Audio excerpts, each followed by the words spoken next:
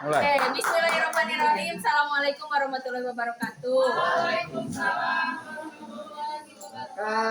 Alhamdulillah Bapak Ibu, kita bertemu kembali. Di sini saya ingin menyampaikan sedikit ya Bapak Ibu tentang panduan dalam penyusunan proyek bagi kelas 10 dan kelas 11. Kalau kelas 12 tadi. Bapak Ibu semuanya mungkin sudah memegang buku ini ya. Panduan bagi peserta didik.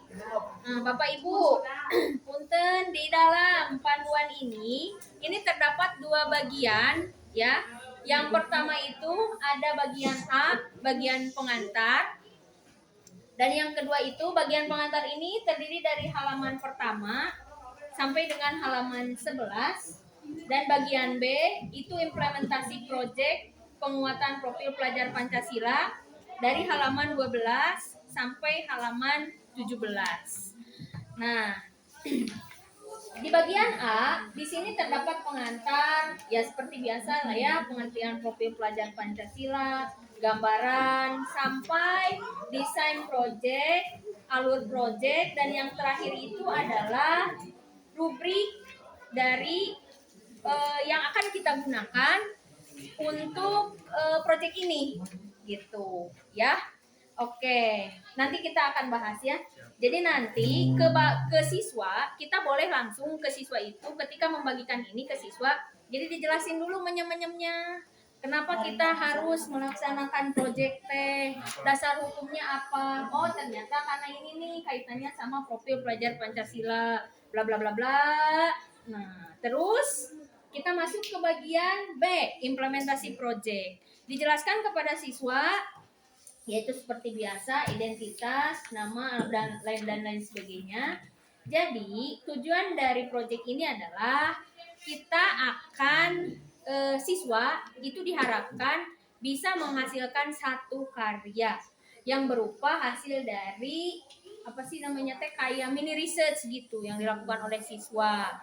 Nah, hasil karyanya berupa apa? Membuat infografis dengan tema gaya hidup berkelanjutan. Topiknya sampah masker COVID ringan tapi jangan dianggap enteng. Untuk waktu pelaksanaannya kelas 10 dan kelas 11 itu ini diberi batasan waktu sampai dengan tanggal 14 dari tanggal 5 April dari tanggal 11 sampai tanggal 14 karena di minggu ini kan kelas 10 dan 11 sedang pesantren kilat ya atau smart track. Untuk pelaksanaannya dilaksanakan secara berkelompok. Setiap kelompok untuk kelas 10 dan 11 ini terdiri dari 2 orang. Ya, agak sedikit berbeda dengan kelas 12 tadi. Ini pembimbingnya kita, guru mata pelajaran dan juga wali kelas masing-masing. Nah, setelah dijelaskan kepada siswa ini, nah kita masuk ke komponen inti. Nah, di sini yang perlu sedikit ditekankan kepada siswa teh adalah komponen intinya apa aja. Yang pertama, deskripsi singkat proyek. Jadi siswa teh kenapa sih kita bikin proyeknya itu tentang gaya hidup berkelanjutan gitu. Dan terus kenapa kita yang diangkat itu tentang sampah masker. Kenapa yang diangkatnya sampah masker? Karena memang ini yang real dan yang kita hadapi dalam kehidupan kita sekarang gitu.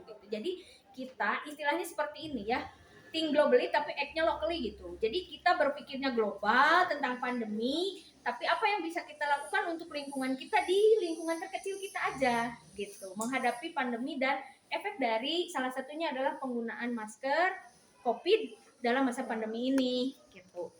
Nah, ini dijelaskan kepada siswa dan siswa juga sebenarnya udah bisa baca ya. Nah, dari sini kan ya nanti kita jelaskan juga dimensi dan subelemennya apa saja sih yang terdapat dalam proyek ini. Jadi biar siswa teh apa? Biar siswa itu yang pertama balik ke dimensi balik ke profil pelajar Pancasila. Yang pertama beriman bertakwa kepada Tuhan. Yang kedua itu bernalar kritis dan yang ketiga itu kreatif. Nah, di sini dari dimensi dan subelemen profil pelajar Pancasila ini kenapa dimasukkan bernalar kritis? Nah, ini kaitannya sama rubrik yang akan kita gunakan di halaman 11. Bapak Ibu sebelumnya kan sudah membuat rubrik ya. Nah, rubrik itu anggap saja sebagai latihan. Jadi Bapak Ibu ternyata sudah bisa membuat rubrik. Adapun rubrik nanti yang akan kita gunakan untuk menilai proyek dan penugasan itu contohnya ada di halaman 11. Bukan contoh ya, kita pakai rubrik yang ini. Yang ada di halaman 11 di contoh 3. Nah, kalau di sini kan contohnya rubrik kolase keberagaman agama. Nah, ini mah kita ganti aja. Jadi rubrik sampah masker COVID. Rubrik ini nanti dipakai oleh semua mata pelajaran. Matematika, fisika, kimia, biologi, bahasa Indonesia, bahasa Inggris, sejarah dan lain sebagainya semua pakai rubrik ini. Nah, yang menjadi komponen penilaiannya itu ada 6 poin penilaian. Yang pertama ada isi, yang kedua kejelasan informasi, yang ketiga estetika, dan yang sampai yang terakhir itu ada pemikiran objektif atau anti bias. Kenapa yang tadi berpikir kritis dimasukkan? Karena itu kaitannya dengan penilaian, dengan komponen dari rubrik yang terakhir ini, pemikiran objektif dan anti bias. Paham ya mungkin sampai sini? Nah, terus nanti cara penskorannya gimana? Nanti skor yang didapat dari rubrik ini itu bersifat kualitatif, yang kemudian nanti akan dikonversi.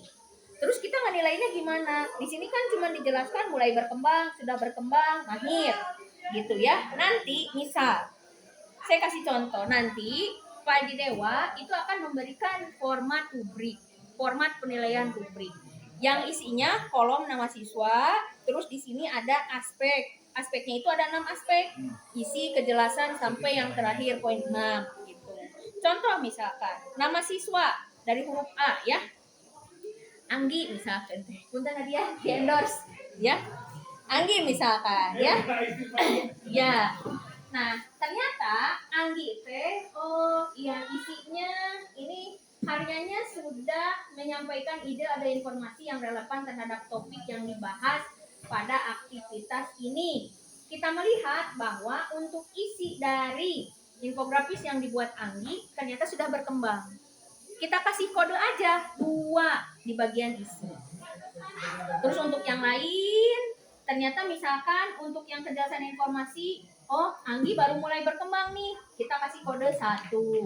Terus untuk yang kreativitas, ternyata mahir, kita kasih kode 3. Kita lihat nanti modus atau data yang paling banyak muncul dari Anggi itu angka berapa?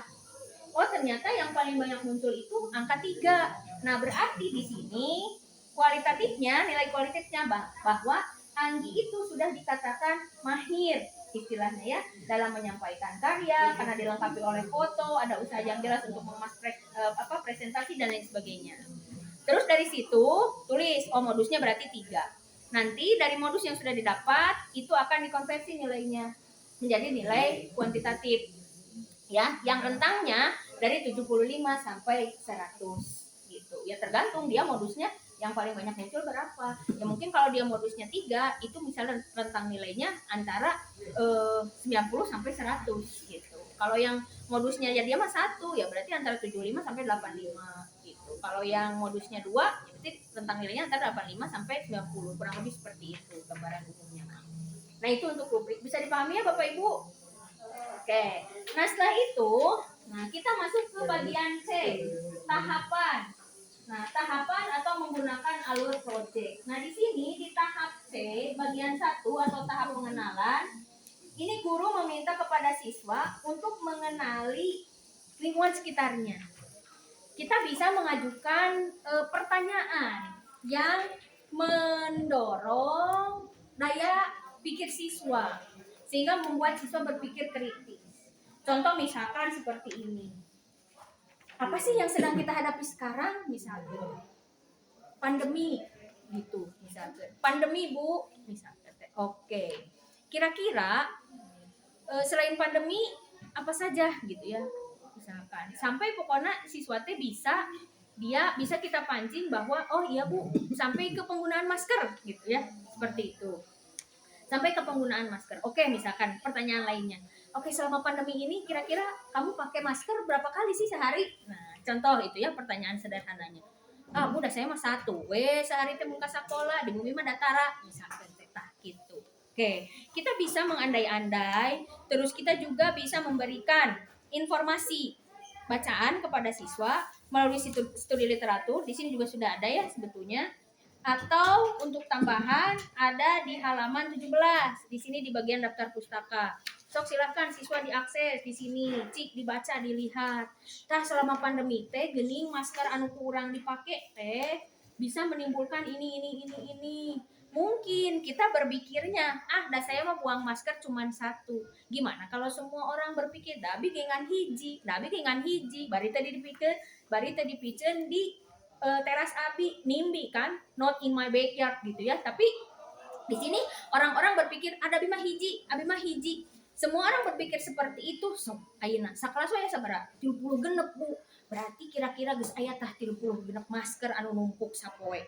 Lamun saurang make hiji. Bayangkeun ayeuna lamun sadesa panyadap. Kumaha lamun saalam dunia? Misalkan kita bisa tayangkan video yang ada di sini. Ya, kita bisa tayangkan, oh nya geuning punya siga kitu nya punya. Ternyata pandemi ini bukan hanya membawa dampak sosial, politik, tapi juga masalah lingkungan. Nah, fokus kita sekarang mau ke masalah lingkungan. Tapi kita kerucutkan aja ya sama lingkungan yang lebih kecil. Gitulah misalkan teh kasih teh. Nah, setelah kemudian kita masuk ke tahap pengenalan mengenai perubahan iklim dengan berbagai masalah pengolahan sampah masker COVID. Ternyata geningannya Bu, dah itu teh si masker medis teh gitu ya, masker sekali pakai teh dia teh bisa menjadi salah satu penyebab banjir misalkan teh karena nyumbat bot kan itu tidak mudah terurai gitu kan ya, seperti itu gitu ya. Nah, baru dari situ kita mengeksplorasi isu. Nah, kira-kira atuh ieu mah ya yang di lingkungan kalian we sekitar rumah gitunya.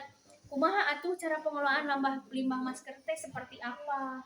Nah, untuk dapat data tentang pengolahan limbah masker, otomatis siswa juga kan harus tahu berapa jumlah masker yang dipakai oleh dia dan keluarganya dan 5 kakak atau 5 keluarga di sekitar siswa.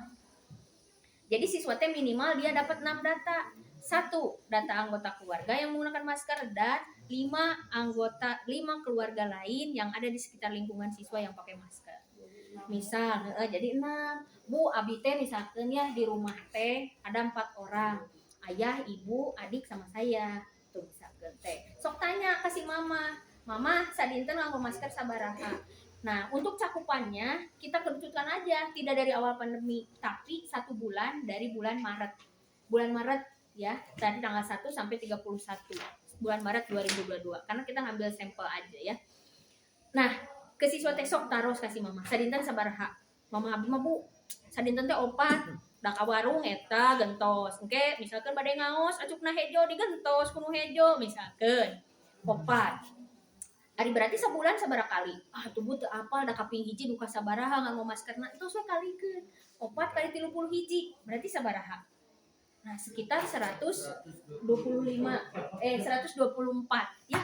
Nah 124 si mama ari si bapak Bu, bapak mah seminggu 2 kali nggak mau maskerna kayak digentosna teh. Misalkeun teh nya, misal. Berarti tulis, oh si bapak lamun saminggu 2 maskerna bulan Maret aya sabaraha minggu 4 kali 2 bapak mah ngandalapan sabulan. Ari mama nah menikeun kena 120. Misal, contoh itu dapet. Abi misalkan Bu, abi mah sadinten 2, misalkan 2 kali 30 hiji berarti 62. Terus si ade KSDW wungkul Bu, hiji kali 30 hiji nya 30 hiji misalkan sarang among dan lain sebagainya. Nanya ke tetangga dan lain sebagainya. Siswa kan nanti dapat data ya. Nah, setelah siswa dapat data, terus nanti kita arahkan agar anak teh kan tahu nih, tah ieu tingali data penggunaan masker selama 1 bulan. Kamu dan 5 tetangga kamu geus sakieu. Kumaha lamun sabulan? Kumaha lamun misalkeun sadesa panyada? Kumaha lamun satahun? Kumaha lamun salam dunya? Kira-kira oh nya Bu. Dari situ kita arahkan kepada siswa, cik kira-kira gimana ya biar sampah limbah masker ini yang kita anggap remeh itu istilahnya jangan kita anggap enteng. Gimana caranya? Oh, bisa diminimalisir Bu. Diminimalisirnya dengan apa? Misalkan dengan penggunaan masker kain, oke. Atau meminimalisirnya misalkan, ya Bu, misalkan dengan pengolahan limbah masker. Nah, muncul misalkan seperti itu dari siswa, pengolahan limbah masker sekali pakai. Seperti yang tercantum di halaman 16. Kayak gini Bu, dari studi literatur yang saya dapat, ternyata gini limbah masker teh bisa diginiin, dan lain sebagainya. Tah, siga gitu.